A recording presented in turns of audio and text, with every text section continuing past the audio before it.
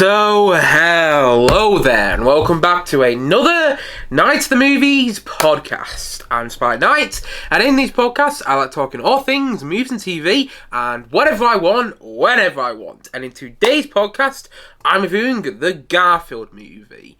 But just before I do that, I want to quickly say that I have fuzzy thinking right now, and fuzzy thinking is this phrase I have coined after I've been swimming earlier in the day. Because I've been swimming earlier today, and it just affects the way that I think about the rest of the day, so I turn this phrase I call fuzzy thinking to explain why I might not be thinking the best and I might not make the best sense in this podcast today because I went swimming early today. Hopefully that all made sense. Basically, I've been swimming early today, and when you go swimming early in the day, it just affects the way you think about the rest of the day. So if something doesn't make sense in this podcast and I don't go back to correct myself, that is why. But hopefully this will be a great and fun podcast to listen to nonetheless. So let's get into it, shall we? The Garfield movie. So, I am not a fan of Garfield whatsoever. I don't dislike Garfield, I just never really got into the whole Garfield stuff. I've never read anything Garfield related, and the only thing that I've seen Garfield related were the Bill Murray Garfield movies. You know, the movies where Bill Murray voiced the iconic cat, and I liked the first of those movies. I haven't seen those movies in a long while, but I liked the first of those movies. And there was a sequel, Garfield, A Tale of Two Kitties. I think it was something like that, and I think it was titled something like that. And I remember watching that sequel and not enjoying it back when I was a kid, so I don't think I would enjoy it now at the age I'm at. So anyway, you get the point I'm making. All I've seen Garfield related, all I've ever known Garfield related were the Bill Murray Garfield movies, and when I watched them years and years ago, I enjoyed the first of them. I thought Bill Murray did a great job voicing Garfield. Now, with this movie, with the Garfield movie, we have Chris Pratt, who seems to be in everything nowadays, voicing the iconic cat who hates Mondays. And I wasn't planning to see this film whatsoever. I didn't think the trailers looked particularly great. I thought it looked like a straight-up cash grab, and it is. It is a straight-up cash grab, by the way. I'll go into that in more detail very shortly.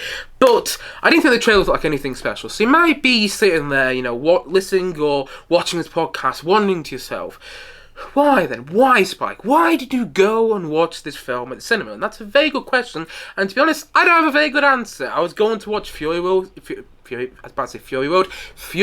at the cinema, and I thought I may as well do a double showing because I have a bit of free time. So I went to watch this before I watched Furiosa, and thank God I did, because I think Furiosa really restored my faith in films after seeing this movie. Anyway, I saw this before I saw Furiosa, so I was going to cinema anyway, and that's why I decided to go and watch this, because why not? I mean, there are many reasons why not, but at the same time, you know, it could have been fun. I was hoping it was going to be fun, and it has a great voice cast. That was something which genuinely interested me about the film. You've got the likes of Chris Pratt and Samuel Jackson, two actors who were admittedly in everything. You know, just because their names are attached to a project doesn't necessarily mean it's actually going to be any good. But still, you had Chris Pratt and Samuel Jackson attached to the film. You had the likes of Brett Goldstein, who's one of my favourite comedic actors, you know, comedic rising stars, if you will, in the business right now. I love him in Ted Lasso. I love his podcast, and I think he's a great comedy writer as well. You had him doing one of the voices. You had Nicholas Hoult doing one of the voices, who I love. And yet Hannah Waddingham doing one of the voices of the kites in this as well.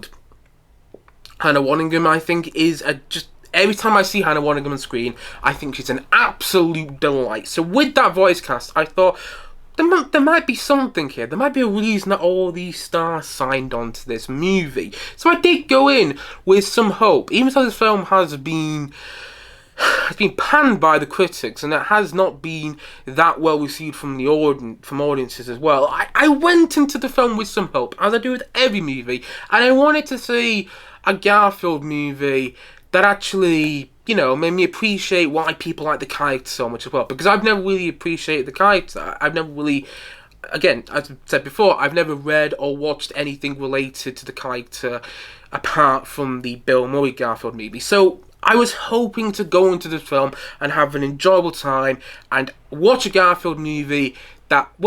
modern Garfield movie that felt like it was meant to be a Garfield film, you know? And the Google plot synopsis for this movie goes as follows. After an unexpected reunion with his long-lost father, the street cat Vic, voiced by Samuel Jackson in the movie, Garfield, voiced by Chris Pratt in this film, as already mentioned, is forced to leave his very comfortable life with Harold behind. And Harold, I think, is voiced by Nicholas Hoult in the film, although I might be wrong there. Together with Vic and Odie, he plans a crazy robbery. That's right, this film involves Garfield getting involved in a heist.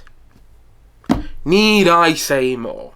Honestly, I thought this movie was dreadful. Like, so bad. I was surprised by how bad it was and how almost unwatchable it was, because this isn't a Garfield movie. Really, it should be titled Annoying Cat, the Movie. Garfield is so annoying in this film, and there is so much which I found so unengaging, and it's not a good kids film or a good family movie, because the best kids movies are actually family films that a family can sit round or family can go to the cinema and watch, and actually each member of the family will get something out of it. But at the age I'm at now, I really struggle to stay awake whilst watching this movie. It is absolutely terrible. And the only good thing about it is Hannah Waddingham as the voice of this evil mad cat, as the voice of the antagonist in the movie. Because it actually sounds like she's putting some effort into her voice acting. The rest of the cast, not so much. But with her, you actually get to feel like she's having fun doing this voiceover role, and she's putting some effort into it, because it doesn't sound like Hannah Waddingham. It sounds like she's affecting her voice, and you know what? It worked. I really liked her voice acting in the movie. Brett Goldstein's voice acting isn't bad as well. There's a little Ted Lasso reunion between them two in this film. I mean, not that you ever see them two on screen together. It's a completely animated movie. But at the same time, in the voice cast, there's a little Ted Lasso reunion, because those two are in Ted Lasso together, and those two are wonderful in Ted Lasso together, and I loved that show. So there's a little bit of me which smiled when I heard those two voices on screen together. And Brett Goldstein's voice isn't bad in the movie either, but it does sound like he was just told to do his Roy Kent voice from Ted Lasso, which isn't his actual voice. Honestly, I've listened to a podcast with Brett Goldstein. It's a great podcast. It's called Film to Be Buried With. And his voice that he does for Roy Kent and Ted Lasso isn't his actual voice. Okay? So I didn't really love how they just told him to do his Roy Kent voice, but his voice didn't bother me that much. I tell you what voice did bother me in this movie. Chris Pratt. And I want to preface what I'm about to say by saying this. I am a fan of Chris Pratt. I don't love everything he's been in, and sometimes I've watched in a movie and I haven't really liked him in it. But I love him in Parks and Recreation. He's so funny in that show. I love him in the Guardians of the Galaxy movies and in the Marvel movies. Even the Marvel movies I've seen him in which I don't really like. Like, I'm not a fan of Thor, Love and Thunder. I didn't think that was a good movie, but I liked his appearance in it. Same with the Avengers movies he was in. I thought he was okay in the Jurassic World movies, because he wasn't really given much to work with. I really enjoyed his voice work as Emmett in the Lego movies, because it actually feels like he's putting a lot of effort into his voice performance in those films. And I actually liked him as the voice of Super Mario in the Super Mario Bros. Movie. I thought he did a good job in that film, because it didn't totally sound like Chris Pratt. But here, it just sounds like he was given the script, because I do find it hard to believe there was actually a script for this movie, but apparently there was, and it feels like he was given the script for this film, and the filmmakers and the people who were recording Chris Pratt's voice for this movie just said, do your thing from Parks Recreation / your persona that everyone seems to love you for. Do your thing for the voice of Garfield, because it does not sound like he's putting much effort into the voice whatsoever. And I like Chris Pratt. I want to reiterate that. I'm not a Chris Pratt hater whatsoever. I like his on-screen work. I like his voiceover work before this, but his voiceover work here does not work, and it makes the Garfield character so much more annoying. And I'll get on to how annoying Garfield is much later in this review. But at the same time, not only do you have flipping Chris Pratt just sounding like Chris Pratt in this movie. I mean, yes, Chris Pratt sounds like Chris Pratt when he's voicing Emmett in the Lego movies. but it also sounds like he's having so much fun and he got so much invested when into the role of Emmett in the Lego Movie when he's voicing that character. It doesn't feel like that in this film. But going back onto what I was saying, not only do you have him voicing Garfield and it sounds exactly like him voicing Garfield and not in a good way whatsoever, you've also got Samuel Jackson voicing Garfield's dad, and it just sounds like Samuel Jackson voicing Garfield's dad. It just sounds, yet again, like the filmmakers behind this movie gave Chris Pratt the script, put him in a recording booth and said, not Chris Pratt, sorry, gave Samuel Jackson the script, put him in a recording booth and said, Samuel Jackson, do your thing, which everybody loves you doing. And that's exactly what it sounds like. Honestly, there was a couple of moments when I closed my eyes during the movie because I was dozing off because of how unengaging the film was. And there's a couple, you know, if you close your eyes during the film, like I did, you would not be mistaken for thinking you're just watching an unfunny buddy cop movie between Chris Pratt and Samuel Jackson. It just like, when you close your eyes, it just sounds like them two on screen together. As actors, doing the thing. In fact, you could even argue that when you close your eyes, it sounds like it's a Marvel movie, because you can imagine, you know, Chris Pratt's character in the Marvel movies, Star-Lord, and Samuel Jackson's character in the Marvel movies, Nick Fury, being on screen together, and that's what it sounds like when you close your eyes when this movie is playing. It didn't sound like I was listening to Garfield and Garfield's dad, Vic, what the character's called according to the Google plot synopsis. And I know that doesn't sound like a big thing. Oh, Chris Pratt sounds like Chris Pratt when he voices Garfield in this film. And Samuel Jackson sounds like Samuel Jackson when he's voicing Garfield's dad. People might say, oh, I actually kind of like that. And I can understand why, because, you know, it might make people think, oh, it's them two voices and I like them two actors. But personally, I wanted some differentiation. I wanted there to be something about their voices where it didn't just sound like them, because for me, because it sounded so much like their voices, I couldn't get past that, and I never felt like I was watching Garfield. I felt like I was watching Chris Pratt voice this annoying cat. It did make the cat more annoying, and the same with Samuel Jackson. Whenever Garfield's dad showed up in the film, I was like, yeah, that's just Samuel Jackson's voice. There isn't anything to it which makes him different. And I think a lot of the voice acting in this movie, with the exception of Hannah Waddingham and Brett Goldstein, is not great whatsoever. And I mean, the plot of this film is unbelievably silly, and it's pulling in all these different directions. And I'm watching, I'm going, in what world is this a Garfield movie? I mean, like, I've already said, I'm not a fan of Garfield. I wasn't a fan of Garfield before watching this movie, and guess what? I'm even more so not a fan of the Garfield character, if you follow me. I don't know how much I'm making sense right now. I'm even more so not a fan of Garfield after watching this film. That's what I'm trying to say. I'm even more so not a fan of Garfield. But I was watching this movie and I was like, this doesn't feel like a Garfield movie. I mean, yeah, you got the bit where he's eating lasagna. Yeah, you got the bit where he says he hates Mondays. But at the same time, it really feels like someone wrote a really bad script, for a movie where an animal goes on a wacky adventure with other animals and they have to do a heist at one point. It feels like someone wrote a script and the movie executives were sat around reading the script and like, actually, we've still got the Garfield IP in our backlog. We better use it because, you know, why not? It's Garfield, it's an IP, people are going to go and want to see it. So let's actually make this film, this script, which has got nothing to do with Garfield, into a Garfield movie, because Garfield does not feel necessary to the movie whatsoever.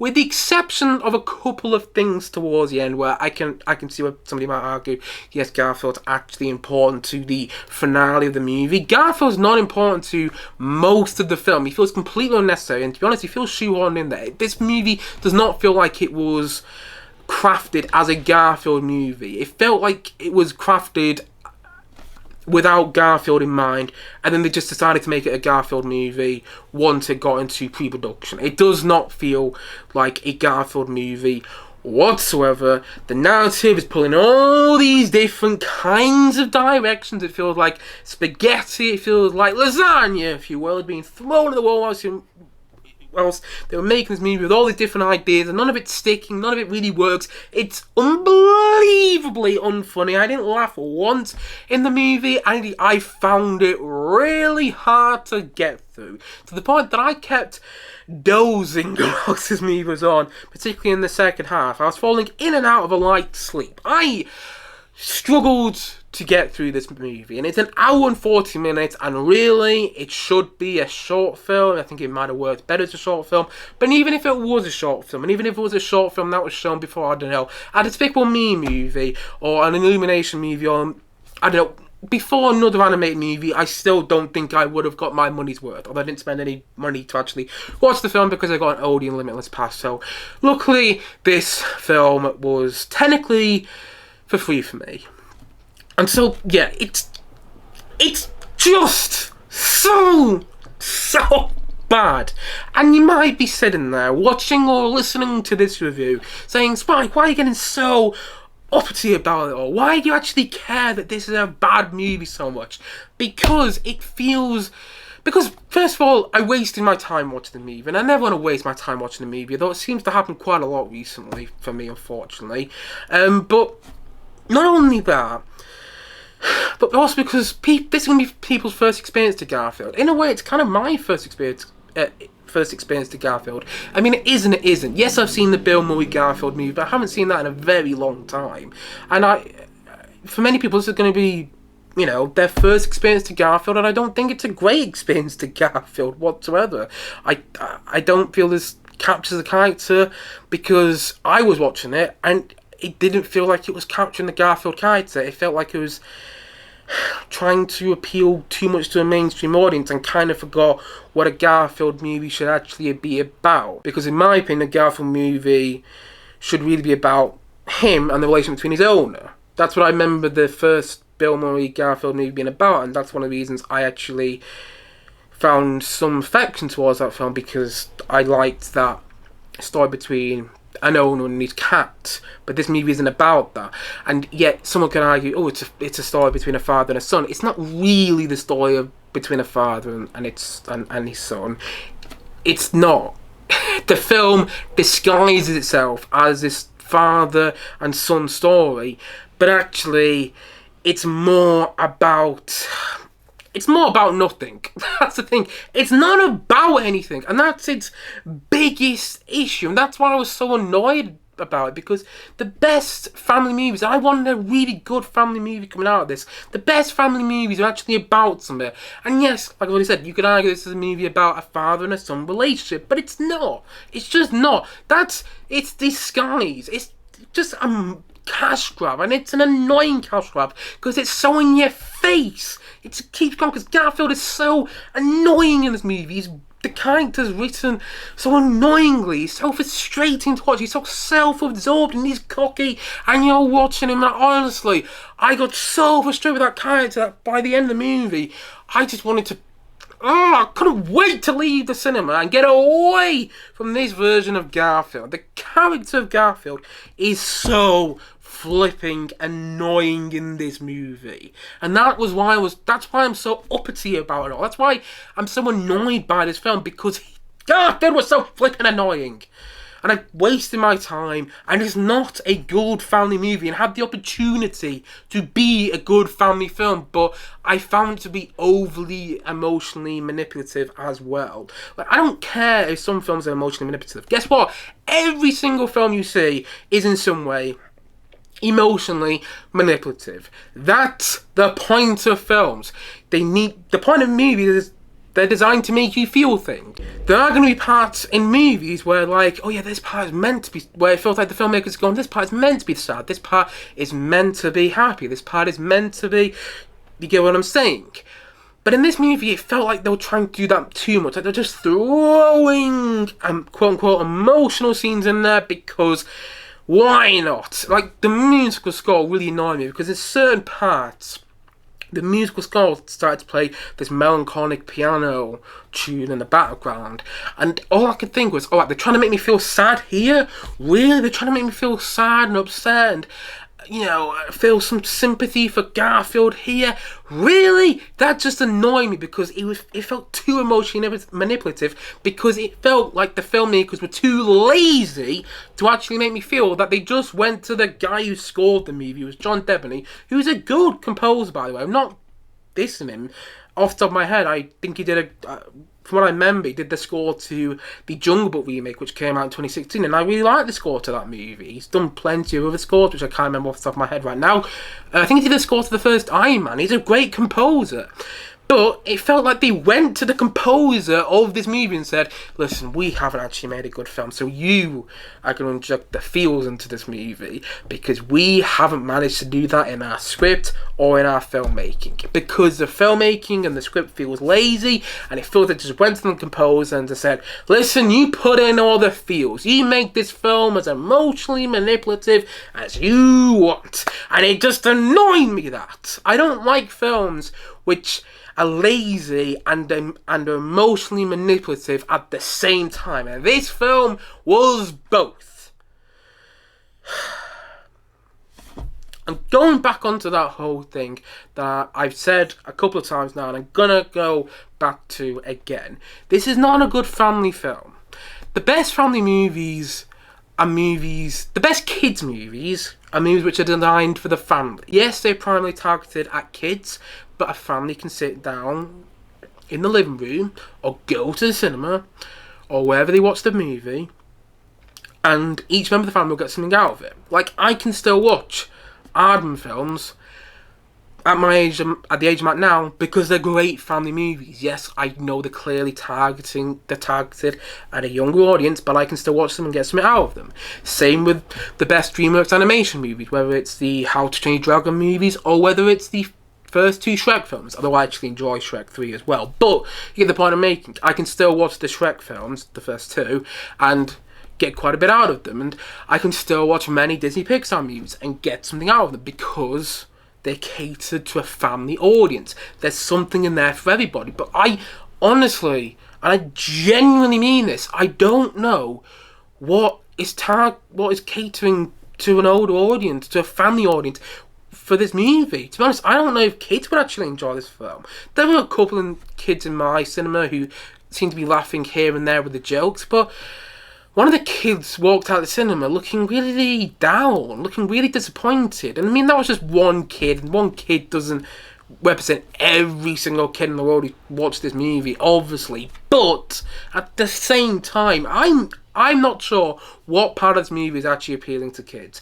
And I don't think any of this movie appeals to a family audience. I don't think it's a good family movie, because the best family movies have something for everybody, and they're about something. And this movie isn't about anything. It pretends to be about something, but it's not. Tries to trick you. Tries to go, yeah, it's actually about a father and a son. It's actually about a father and a son story. Oh, yes it is. Actually, it isn't. It's about this heist. It's about this annoying cat. Because actually, this movie should have been titled Annoying Cat, the Movie. It's dreadful. It's appalling. I hated it. Actually, no, I didn't hate it, because hate it would require me to get emotionally involved in it. And I never really did. I didn't get emotionally involved in it at all. What am I saying? I didn't get emotionally involved in it whatsoever.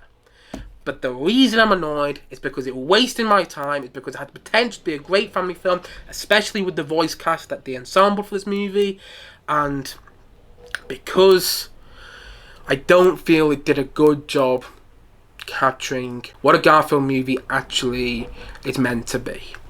And sure, I'm not a Garfield fan, so maybe I'm out of depth saying that. Perhaps I am. But I can go and watch... This probably isn't the best example, because I am a Super Mario fan. But I can imagine somebody going watching the Super Mario Bros. Movie, not being a fan of the games, and understanding why people would be a fan of the games so much. You know? Or watching any of the Aardman films and understand, knowing what the appeal of Wallace and Gromit is after watching any of the Wallace and Gromit movies, whether it's A Grand Day Out, Close Shave, Curse of the Were-Rabbit, and so on and so on. But I genuinely can't see anyone coming out of this movie going, yeah, that was a Garfield movie, I understand why people like it so much. And I wanted that from this film, and I didn't get it. And I didn't think the voice cast overall did a particularly great job. I think Hannah Waddington's great, Fred Goldstein's fine in the film as well. But Chris Pratt, honestly, I couldn't get past that it just sounded exactly like him. And I thought Garfield was unbelievably annoying. I don't remember him being unbelievably annoying in the Bill Murray, when Bill Murray voiced him. And there's just so much about this film I was like, ugh, it was so unengaging to watch. And it really felt like a cash grab. And guess what? Every movie is a cash grab. Every movie that's ever existed is a cash grab. No movie executive made a movie. No movie executive funded a movie not thinking it would make any money back. But this one felt like there was just something about it. It felt like it had a mean sense about it. Like it was a cash grab, and the filmmakers behind it knew. Then they weren't even trying to make a good movie. And that, when I get that sort of feeling from a film, it doesn't make me happy. It leaves a sour taste in my mouth. And I don't want that when I go watch a family film. I want the opposite. I want to have fun. I want to come out with my heart warmed. I want to feel something when I watch a family movie. And I didn't feel a thing when I watched this, apart from being utterly annoyed by Garfield. And so, all in all, I'm going to say that the Garfield movie was a complete waste of time, and also that I'd say 2 out of 10. I'm giving this movie a 2 out of 10 simply because the animation was colourful. I can see why they chose the style of animation. It appeals to kids. The style of animation didn't actually annoy me more than I thought it was going to before I saw the film. Like it annoyed me in the trailers, but it didn't actually annoy me when I was watching the movie. So, you know, I'm not giving the film credit for that, but I'm saying the animation wasn't bad, and I liked Hannah Waddington's voice in the film. She was the only person who felt like she was invested in the project. Literally, because it didn't even feel like the filmmakers were invested in the project. It feels like, again, they made this movie for economical purposes, and every movie is made for economical purposes. I know, but you don't always feel it, and you felt it when you watched this movie. At least I did.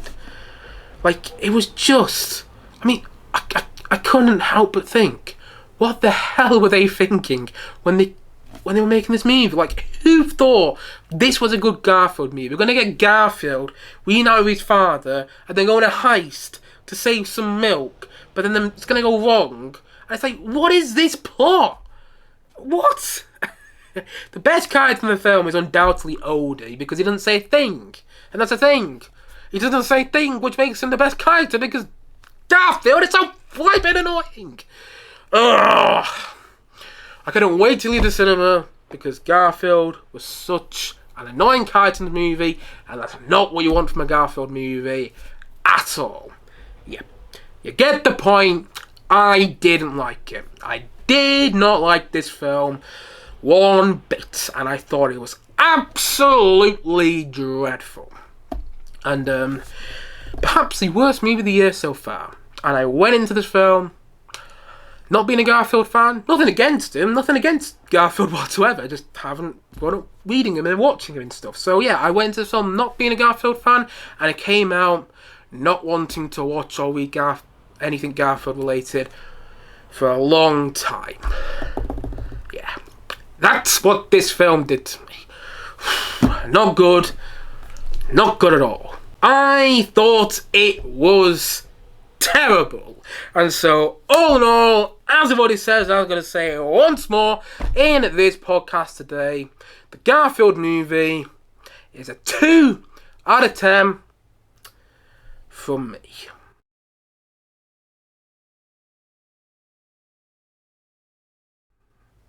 Anyway, guys, that's it for today's podcast. If you have seen the Garfield movie, please let me know your thoughts on it in the comment section below. Maybe you loved the film, and if you did, that's great. And please let me know why I'm wrong in the comment section below, or maybe you felt similar to me. Whatever your thoughts are on this film, please let me know in the comment section below. And as always, thank you for watching or listening to this podcast. And if you haven't yet, please do click down below and like and subscribe on this podcast.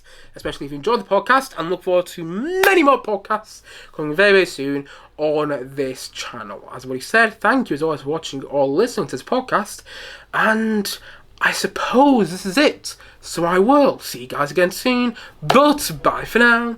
Bye!